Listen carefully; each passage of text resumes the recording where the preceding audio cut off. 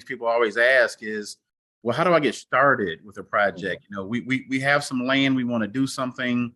We're not sure even how to get started with the process. So if I could just touch on a couple of things that would help you out, and believe it or not, one of the first simple things to do is to check your deed, because your deed may not be what you think it is. We've had people deal with that situation before. They think they own the property, but maybe the land was given to the church 75 years ago by somebody else's name that's still on your deed.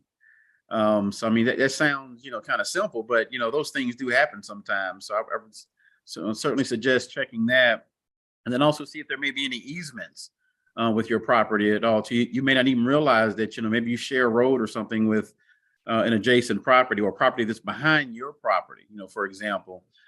So those a couple of easy things to start with. I also would suggest in getting some surveys done for your property. One would be what's called a boundary survey, which just as it sounds, you would get all the the different sides of your property and understand where your property lines are compared to your neighbors' property lines, and then also do a topographic survey as well, because that helps you understand how far your property may fall off from the main street line.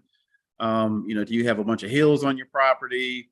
It also will identify if there are any creeks. In some cases, you may have to have setbacks from the creek for development. So there are lots of things like that that come into play. And then also I would suggest too, be sure you understand what the zoning requirements are for your current property, but then also see if you might be able to request a zoning change. Like your property now might be designated for a church only. But if you want to do a mixed use project, you may have to go before the city to request a zoning change, and certainly also get the support of your local city council person or either a county commission person, depending on how your area is set up there. It's important to have their support to help your project move forward. Is if they're not on board with it, they'll block your project potentially. So those things aren't in any particular order, but I just wanted to at least share those things of some ways to get started with getting your project going.